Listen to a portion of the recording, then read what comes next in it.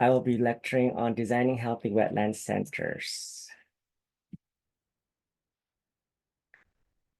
And right now, this year, our World Wetlands Day theme is Wetlands and Human Well-Being.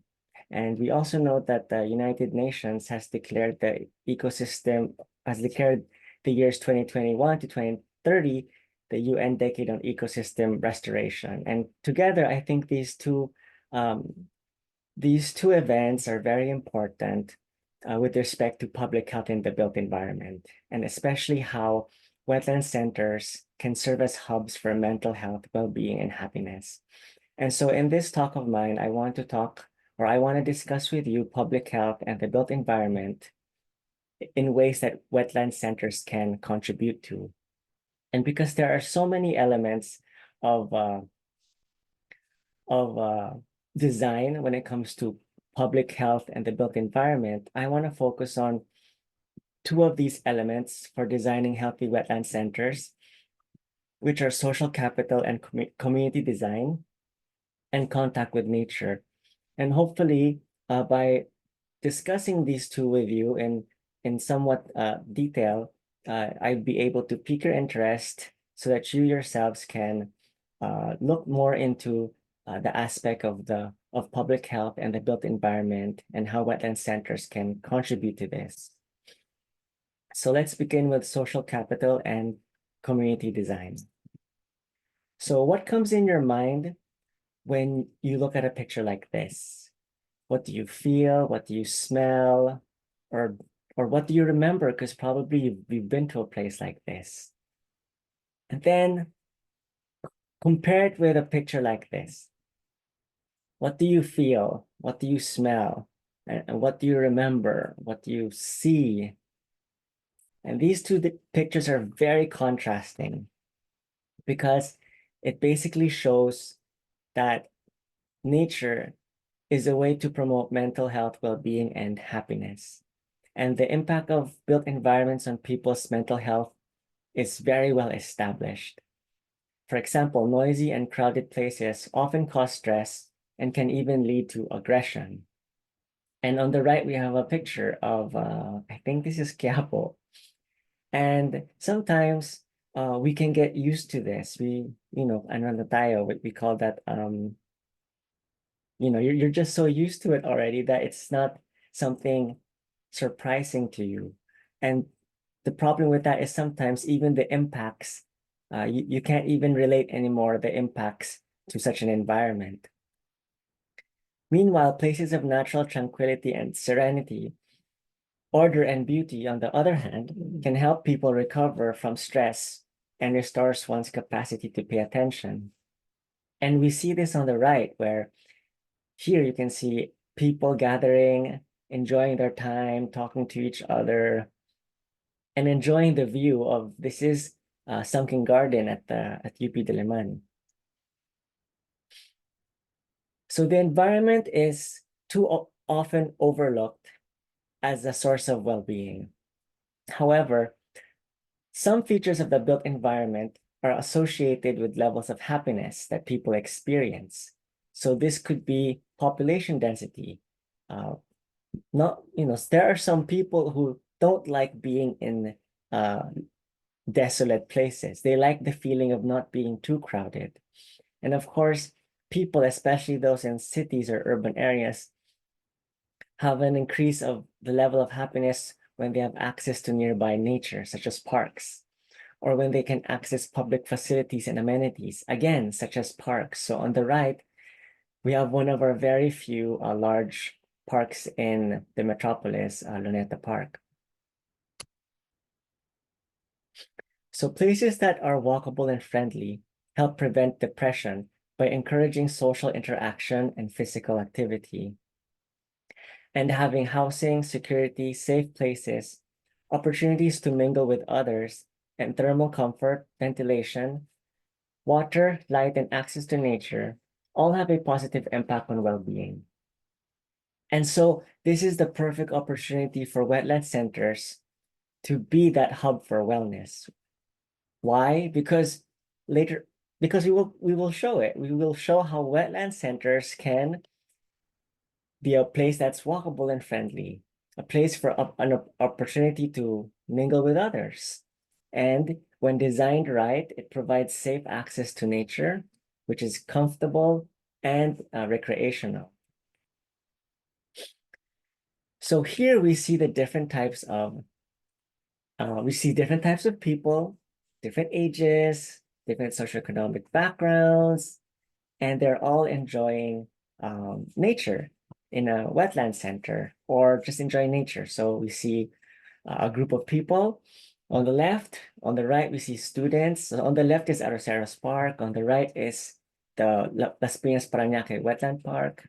And on the lower two pictures in circles, I just put there how you also have to look at how the elderly can enjoy wetlands. So they're looking at the lake, which is a wetland, and also the kids and how they can enjoy wetlands for mental health and well-being.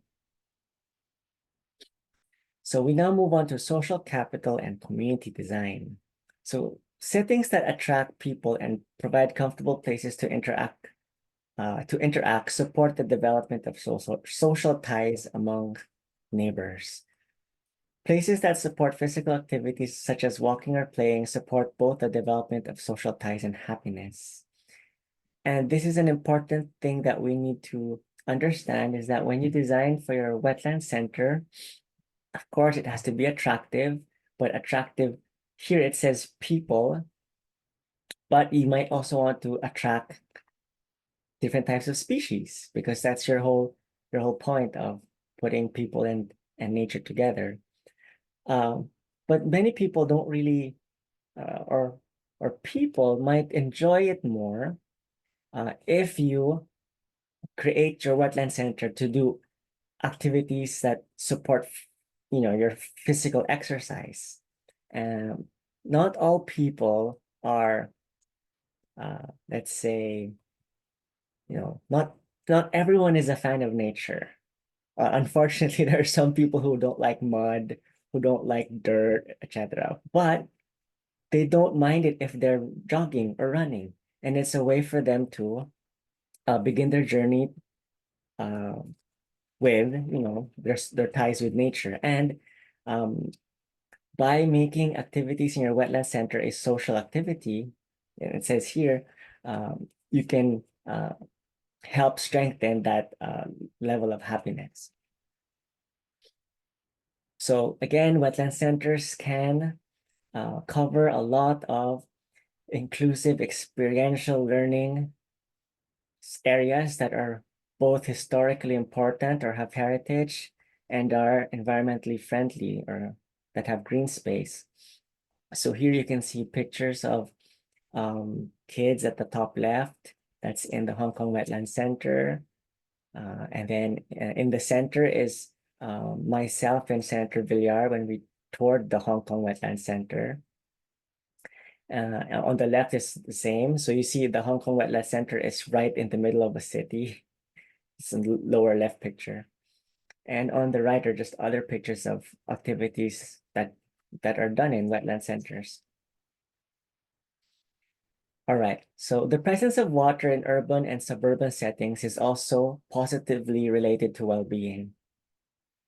And people who live in settings with greater amounts of green space have greater life satisfaction, as do those who perceive their neighborhood to be aesthetically pleasing and cohesive. So that's an important part there, aesthetically pleasing and cohesive. Your site in Macabebe already has presence of water. So that's good. That means that when you do your design, make sure that you get a clear view of that water. Do not be afraid of it. Don't cover it. Don't create too many obstacles for you to view it. And including the green space. How can you take advantage of the green space so that it becomes front and center of your design? But especially that the neighbor, the community, or the community in that neighborhood perceives your design to be aesthetically pleasing, which comes back to one of our competition themes, which is Filipino culture and local practices. So easy access to personal easy access to personally meaningful places and daily services contributes to higher perceived environmental quality, which in turn is positively associated with well-being.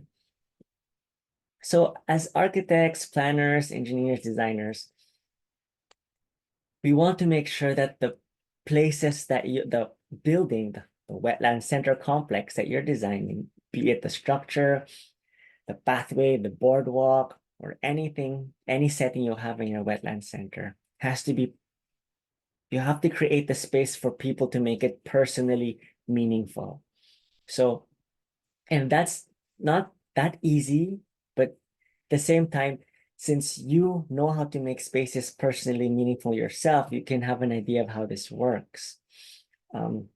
Of course, interviewing how the community lives their life will help, but we know by experience that these places, especially wetland centers, can become personally meaningful because probably when you were young, you went there with your family to go boating, or you went there with your family during vacations, or you just went there with your best friend when you were young and you remember it.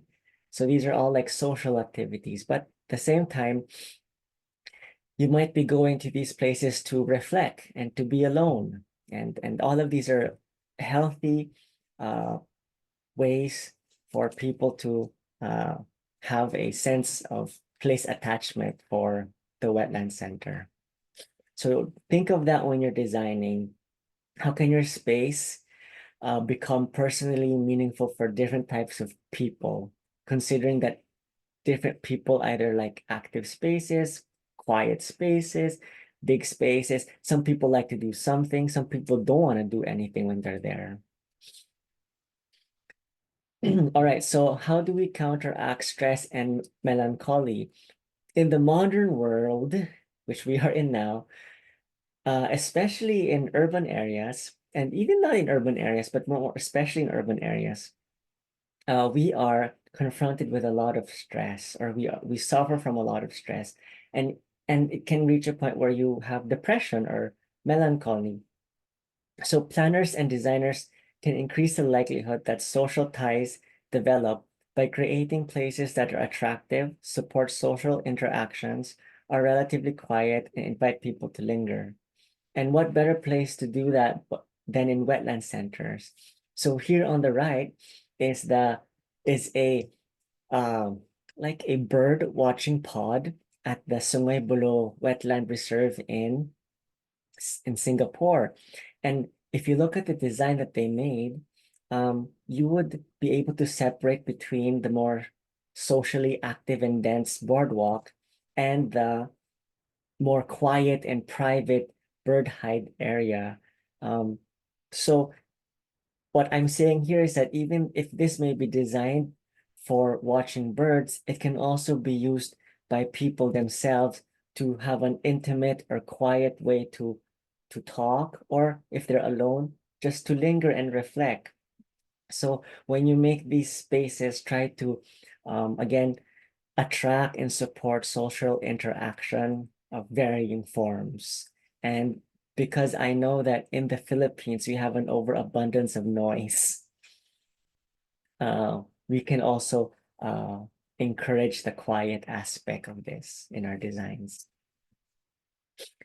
So in public health and the built environment, noise and air pollution are important stressors. And this is usually because they are commonly uncontrollable. It's hard to control noise and air pollution because they just travel through the air. So you have to strive for a balance of active and non-active or quiet spaces in your design that allows for visitors to choose where they want to be, especially access to green space. So an important factor here is the choice. And they cannot have a choice if you did not design it to have both quiet and or non-quiet or active and non-active areas. So make sure that you have areas that are active and non-active. So in these pictures, you can really tell the difference between a more isolated boardwalk at the edge of the site and then a more centrally located boardwalk, which is on the left. Then you can tell the difference because on the left, it has guide rails. So most probably you are expecting a lot of different types of people there. Meanwhile, this boardwalk on the right has no guide rails. More probably these will be the more seasoned, more veteran, more serious types of nature hikers who go really far and go to more isolated places. But that does not mean that you always make these non-active spaces far away, because again, like what I said, when you're designing for different types of people, some people want quiet places. So you can also design non-active or quiet spaces nearby. And that way you give a choice for people if they want to go to a noisy area or not. Okay, provide space where visitors can interact directly with nature. And we call this the biodiversity hypothesis. Direct contact with the natural environment, especially with the youth, is associated with increased health resiliency and positive immunity effects. So the biodiversity hypothesis states that contact with natural environments enriches the human microbiome, promotes immune balance, and protects from allergy and inflammatory disorders. So this is one thing that's really important, especially for city dwellers, and is one of the things that I really like about wetland centers is that so when we design or when you design the Macabebe Wetland Center, you're already thinking of a user that probably does not live within that area, which means that they most probably live in Metro Manila or one of the big cities nearby, which also means that most probably they don't have enough environment with them. And a lot of studies have already shown that this biodiversity hypothesis is backed up by a lot of studies that when children are growing up and they're touching, holding, playing in the dirt, on grass, that it increases their immunity. And so in your designs, create spaces for people to physically touch, smell, engage with nature at the appropriate places, because not all places you want this to happen, especially depending on what species are present. But at the very least, make this opportunity available very close to your wetland center so that people who cannot go far away can still be able to touch, feel, smell nature. So this does not only include the kids like on the picture, but even the elderly, the disabled, and others. So this might be very like common sense, but people tend to forget. Provide large windows since exposure to daylight may reduce the intensity and duration of depression. So on the left, there's two ways probably you can do it. On the left is a totally voluminous and open space. So this is what I call open, because it's not only is it all the fenestrations very large, the windows very large and open, but the space itself is big and voluminous. Meanwhile, and this on the left is in London Wetland Center. I would say that the reason why they chose this is because London, just like Seattle, we don't have so good weather sometimes where we rain a lot and there's lots of overcast days. On the right is in Sharjah, which is a desert, I think. This is in United Arab Emirates or somewhere there. But this is the Wasit Wetland Center. I call this open but closed because it's almost like how Filipinos design, where we have large windows, but we're closed. We have canopies to stop the heat from entering, and the inside is a little bit darker. So you can use both techniques.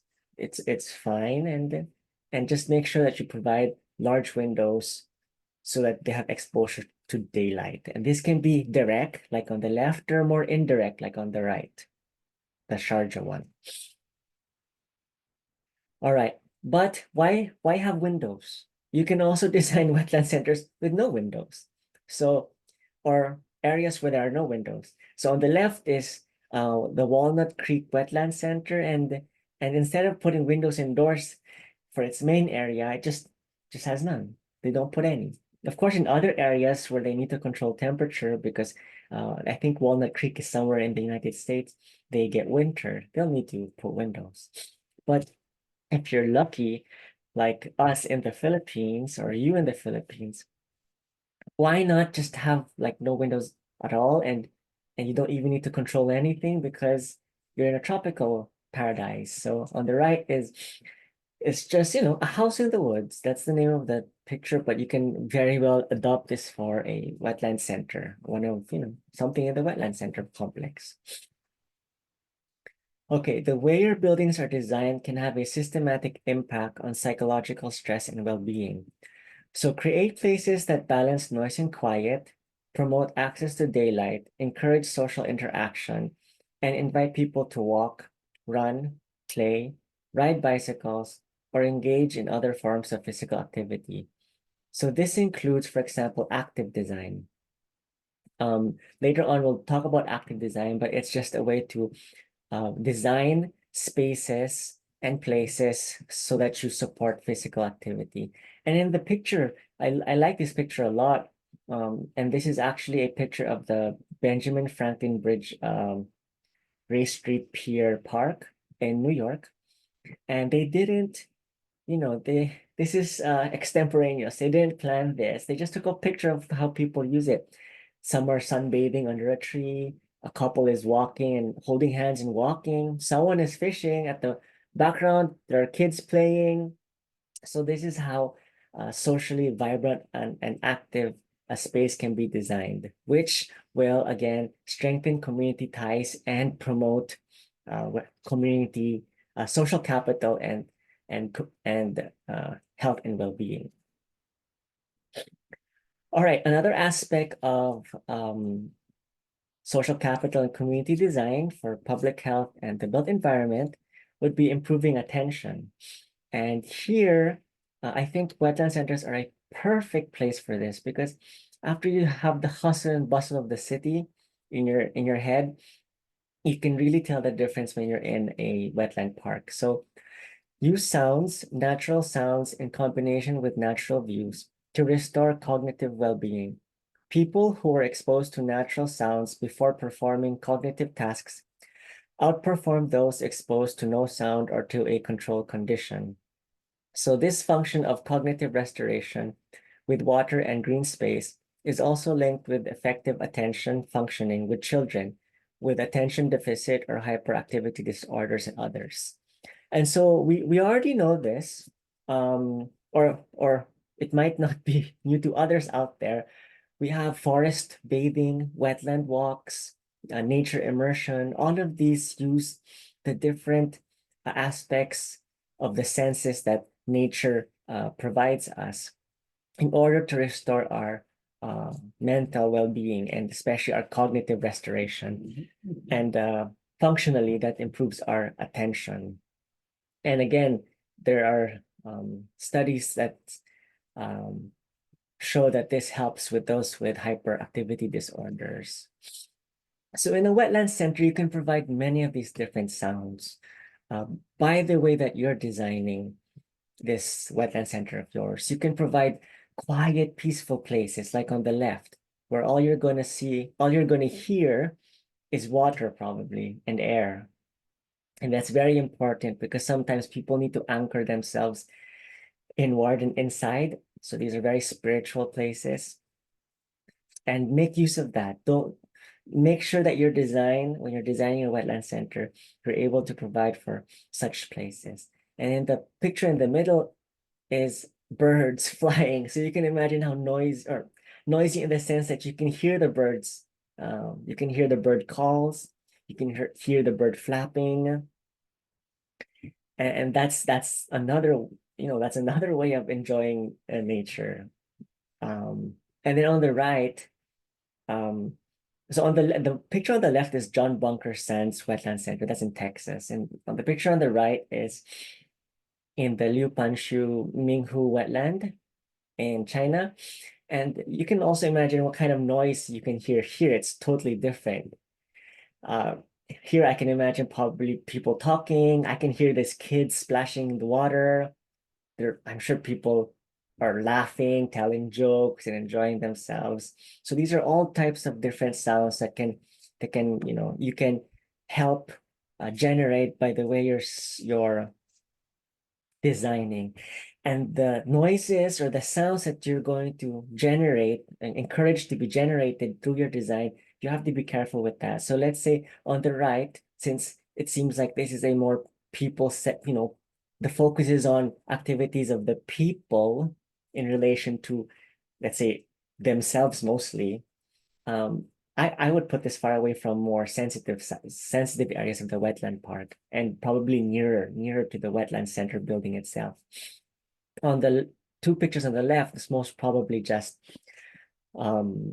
this can be far away, more farther away sites. So another aspect of public health and the built environment is reducing unwanted behavior and aggression. So crowding is linked to aggressive behavior, and unwanted interactions becomes a source of frustration that can lead to aggressive behavior.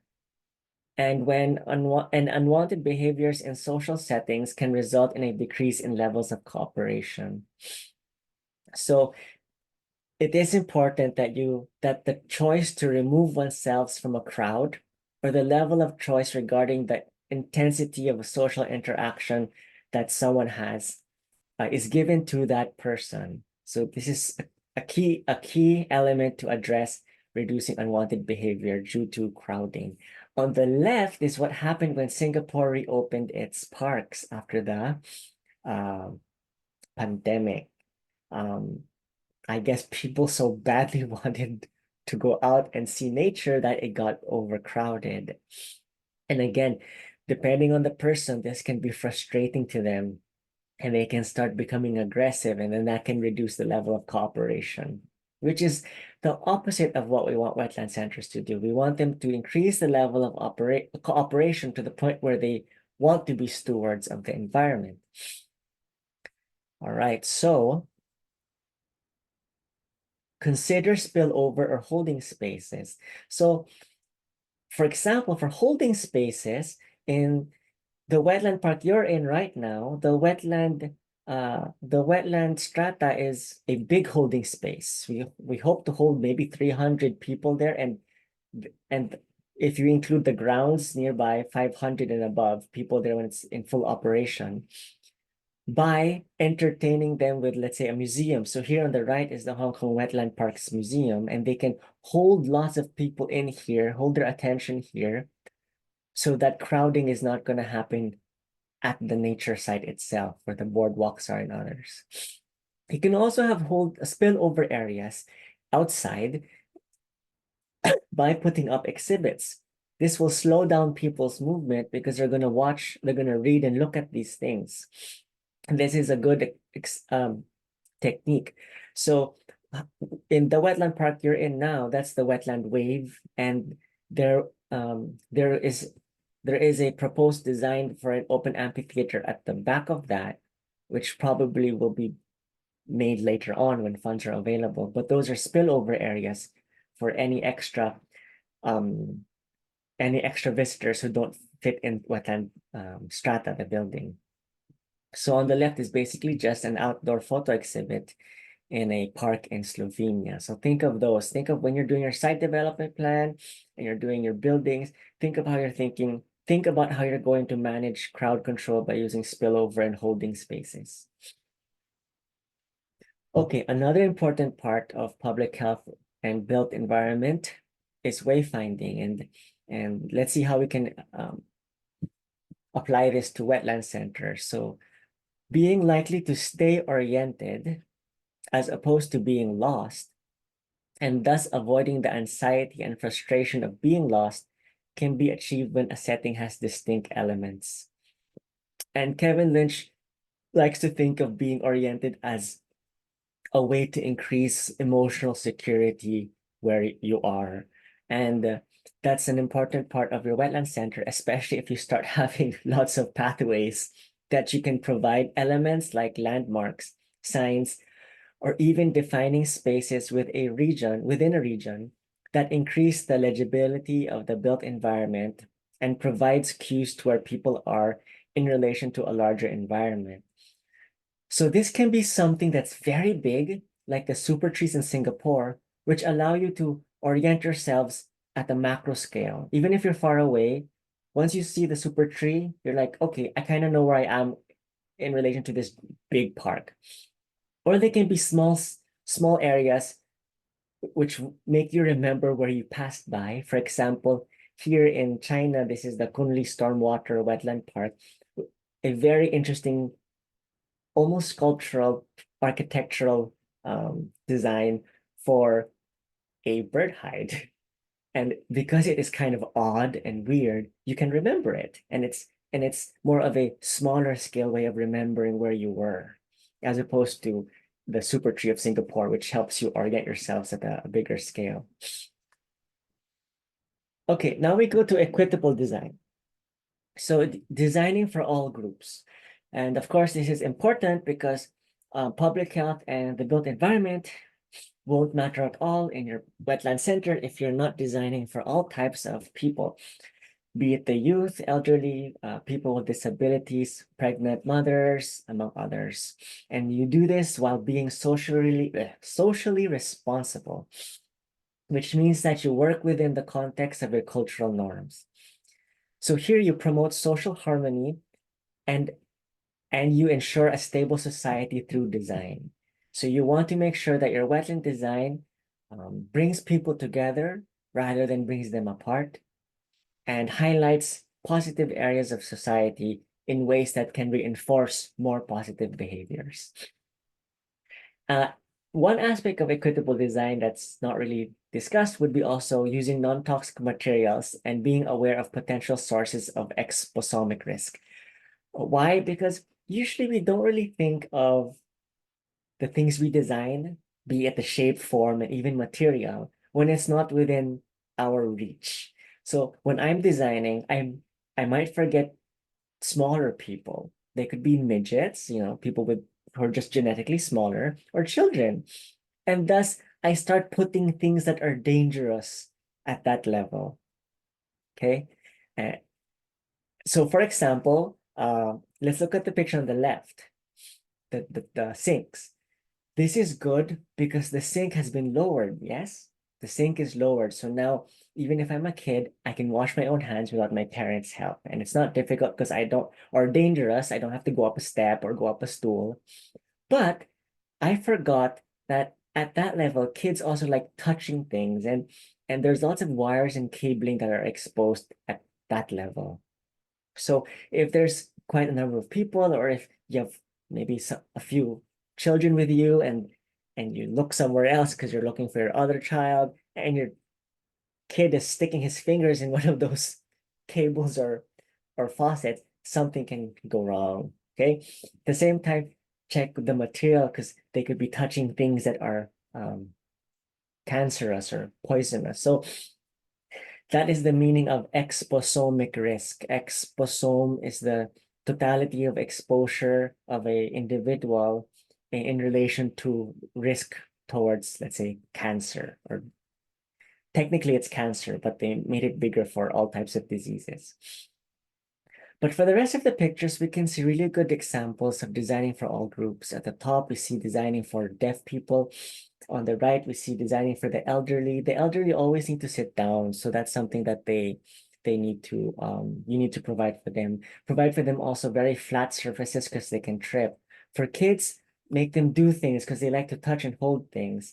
At the lowest picture, we have a wheelchair friendly path. All right, so next, designing to increase meaningful interactions and social engagements.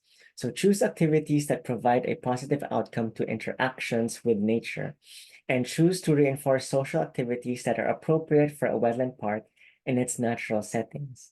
And so that's why I wouldn't put the wetland wave at I think it's Freedom Island, the northern island in in the wetland park you're in now. Because first, it doesn't have any walls. And second, it's really conducive for gathering and talking. So it's going to be kind of noisy. And that's not something I want, or I feel it's not appropriate for the natural setting up north. Also because it's classified as a restricted zone. Where you're situated now is classified as a sustainable use zone. So it's much better there. That means that when you design your wetland center, you think of the types of social interaction that are appropriate for the space you're designing for. So for example, on the left, you want to reinforce probably just taking people looking at things. Okay. On the right, which is a wetland center in, I think this is in the UK. Another set of users, so these are visitors, these could be elderly and random people. They're eating. So you design it differently as well. And on the lower right, because probably if you do want to see wildlife, don't be too noisy. You can provide smaller areas of gathering. And of course, there's a lot of ways to make meaningful interactions in a wetland center. We have many presentations about this already, and few of them have been referred to already to look into. For the wetland center you are in there, we have a lot of celebrations, such as when Senator Villar celebrates her annual coastal cleanup, or when she does the um, Clean Seas, Earth Day, for the Society for the Conservation of Wetlands, with the World Wild Bird Club of the Philippines. We always celebrate World Migratory Day, Bird Day, of course, World Wetlands Day #1, and other appropriate activities such as probably tree planting if you want. So designed to improve a sense of belonging. So use design features that are commonly understood by the community. So in our case, that could be Filipino and local motifs and patterns. And understood by the community that can instill pride and confidence in one's own culture and strengthen the community spirit. So when people, especially the locals, see their designs and patterns being used in something like a wetland center, they're proud because that's their culture and heritage is being shown to visitors from around the community or outside their community. Designs. So for example, on the right, we have a picture of Filipino weaving processes. So design spaces so that others can provide useful information or feedback publicly, and others may perceive a stronger bonded community. So a way to improve the sense of belonging is if people can actually give feedback, or they feel like they can make a change. So you can do that with adults and children. With adults, it could be feedback forms, but you can be more you can be more exciting and make it more interactive. But on the right is just a simple picture of kids who are probably contributing towards some sort of feedback that they're going to give the wetland park. This is one of my favorite examples. This is in Sungai Buloh in Singapore. If you notice the tiles that are used for this bird hide, these are actually tiles that were decorated by school children of the community. And I feel like that's a really good way of putting in the local flavor into your wetland center. So for the auditorium you're in right now, we do have a planned project where the local community will sculpt their own wooden formworks, which we can add as sound dampening devices in the auditorium you're in. But as of now, there's no we haven't yet done that activity, but it is proposed. So designed to improve collective efficacy and reciprocity. which means design in a manner where people can easily form groups and interact easily. Design in a way that allows people to share their own experiences. And so, again, this is really nice because based on the consultations that you guys had with me, there were some issues with the community that I think can be addressed with a lot of these ways of building social capital and therefore building public health and mental well-being and health. The picture at the top is just a community art project. So it's an art installation where people can express their different, express their feelings through art. And it's displayed amidst the natural environment.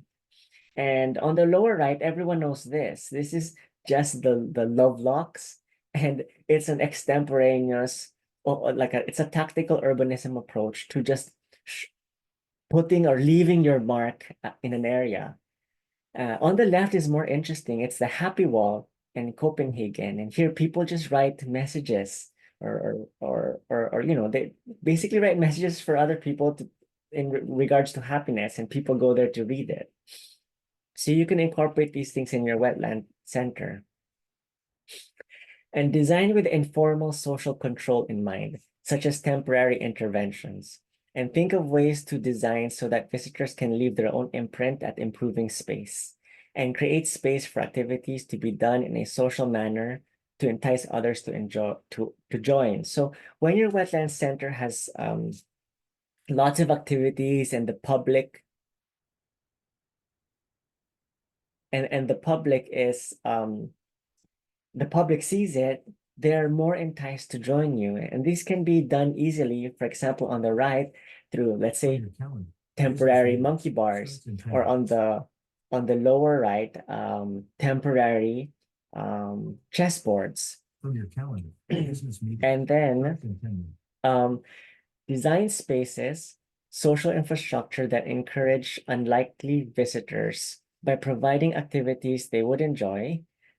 So these are activity-based, facilitation interaction, as a means to open up opportunities to introduce the value of wetlands to new sectors of society, which then allows or gives them the opportunity to make meaning and belonging to a space. So what is this all about?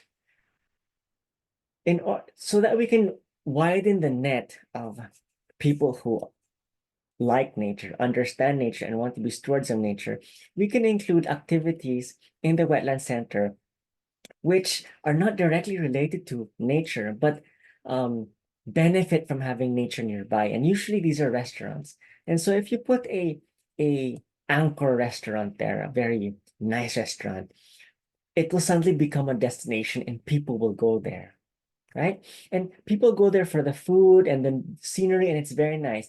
But because it's inside a wetland center, okay, so people will go there because it's nice. So you're basically facilitating the interaction.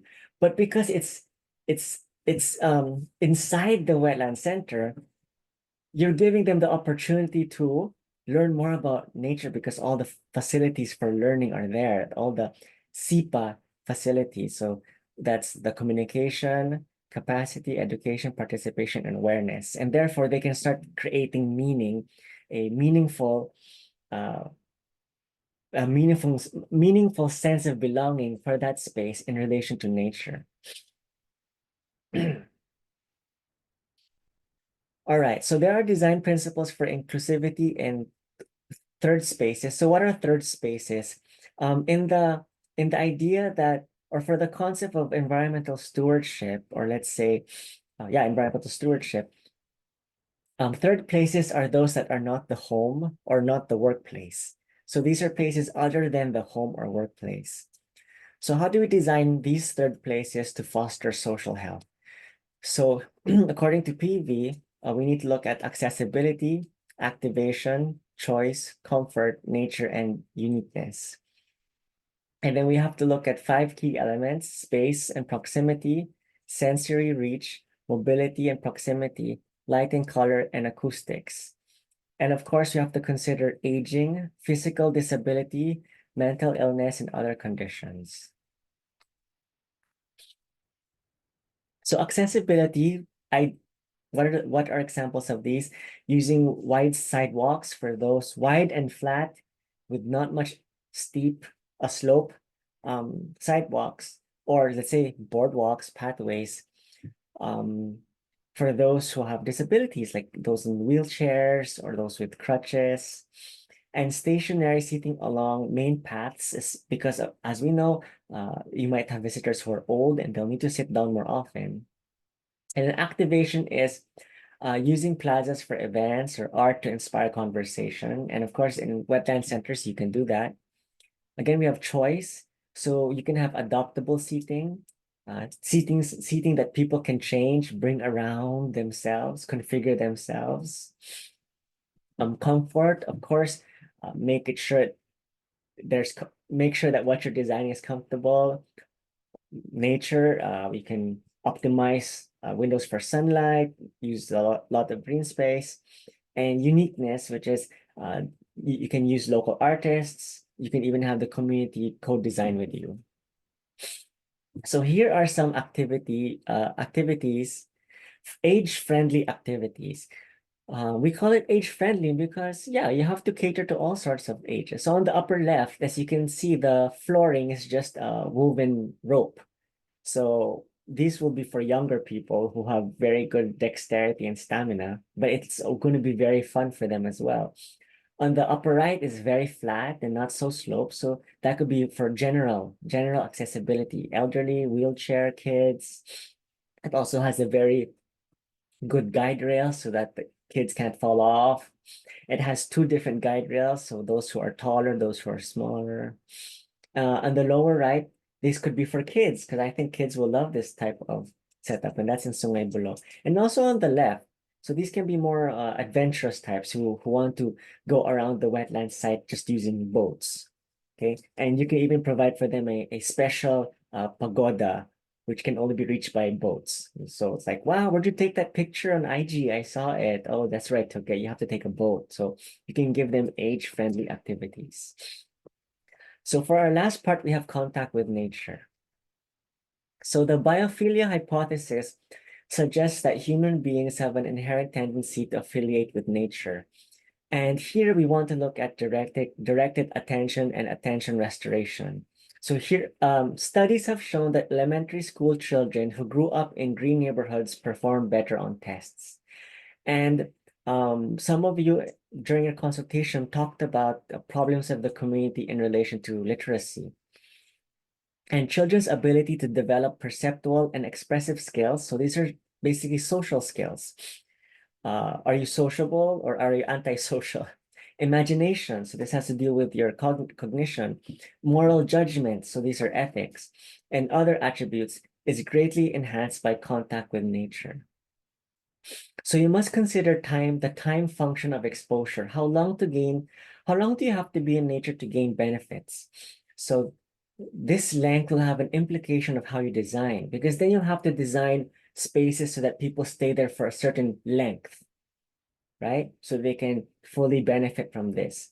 The paper in 2021 by Chow and Sheehan saw that 50 minutes is needed for immersion in a natural environment to reduce anxiety and rumination. Rumination is thinking about bad stuff. And then 30 minutes if you're in an urban setting. So could you imagine just 30 minutes of staying in a park, a wetland center in an urban area can already reduce your anxiety and your worries. And then, of course, when you think of that, you can look at the upscaling this. Your community will become, less anxious and more happy. Okay, so biophilic design, using biophilic design, an approach that fosters beneficial contact between people and nature in modern buildings and landscapes. So you want to use natural materials as appropriate and as they are used in the context of your community, because you want to engender a sense of place. Because if they can recognize the material and also the way the material is being used, they can attach themselves to it, or they can engender that sense of place and encourage place attachment. You can also use biomimicry, which is evoking nature in your architectural form and motifs. You can also do this by showcasing the wonders of nature by using nature-based solutions in your buildings. So nature-based solutions are basically things that showcase ecosystem services. So activities such as horticultural therapy can be integrated into wetland center design for therapeutic purposes. And the ecogenic effect can help reduce population health inequalities, which means that in areas with much more blue and green spaces, the difference of mortality rates between socioeconomic classes are reduced. So here again, blue and green infrastructure, you can use that. It utilizes natural processes to deliver ecosystem services and can improve environmental conditions and therefore citizens' health and quality of life while supporting a green economy, livelihoods, and biodiversity enhancement. And for the last part of the lecture is active design. So creating opportunities for regular physical activity in daily life, outdoors and indoors. So the easiest way to do this is in your wetland center, create centrally positioned stairs. So if it's centrally positioned, like on the picture on the upper right, then people are going to opt for using stairs. You can use jogging and walking paths that also lead indoors and outdoors, right? So they can be used in all sorts of weather conditions. And because there's also lots of papers, which I didn't put here the references, but there's papers, studies show that human physiological well-being is higher when we are exposed to different temperatures throughout the day. So jogging indoors and outdoors is really good. Look, or that could be jogging in shade and in sunlight. Locate different areas of interest within a reasonable walking distance, supported by comfortable and appealing pathways. So if in your wetland center, you put the interesting places far enough, but not too far, people will walk to it and it will help them exercise. And then provide facilities to support physical activity, which may include drinking fountains, because people get thirsty when they walk or jog, or benches, because you can get tired. Provide the architectural variation and texture with the environment to contribute to an aesthetically pleasing pedestrian level. And other aspects at the personal level would be imageability. So it's the quality of the space to help make it recognizable and memorable. So there are physical elements in how you arrange the space that evokes feelings and creates a lasting impression. So I really like what they did in the upper right at the Wasit Wetland Center in Sharjah. And I think this is in United Arab Emirates, but I can be wrong. But I find it really interesting, the shape, form, and the way that they put the flow of the people. That's really interesting. And then enclosure refers to the degree which there are openness and closeness, or in architecture, this can be negative and white space, a negative and positive space. So you can also see that in the picture on the upper right with Wasit Wetland. But the Kansas Wetland Education Center is it's very simple. It's like an arm saying hello to nature, because it's like this. It's almost the same concept as the St. Peter's Square, where it's a big arch that's like welcoming people. And of course, you have to make it human scale, and human scale begins with the activities themselves and not necessarily the architecture. So on the upper right is a very human scaled way of going around a wetland center, or of going around a wetland or a mangrove, rafts manually. Okay, when I went to the Everglades in Florida, we were supposed to look for an alligator, or is it a crocodile? I forget, maybe alligator, freshwater. So, but because we used a motor, it was so noisy. I'm like, we're never gonna find an alligator. So human scale is important, and also, I mean, if you're with nature, try to maintain the sound, like we discussed the sound before. So transparency refers to the way that people can see activity, and that's why I like the two examples on the right because it's very permeable. The space is visibly permeable. And then complexity, you have to give visual richness. So on the top, you can see a visual richness of organic shape. And on the lower right example, you have a visual richness, texture, and punctuation with rectilinear shapes. So you have negative spaces and positive spaces. And of course, integrate seasonality, which means that there are different weather conditions on the site. Make sure that you've integrated both of them in your design.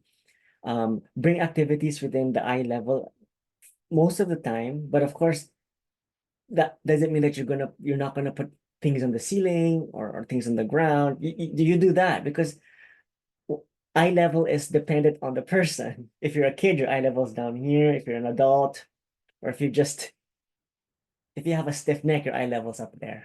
But that's just a joke. So your eye level can be in different places. You have to consider that. And prioritize pedestrian and bikers, which means that when people go around your wetland complex, it's better if they don't use any motorized form. But since electric powered mobility vehicles are quiet, for those who are old, aged, or disabled, this might be a better option. Oh, and that's it. That's the end of my presentation.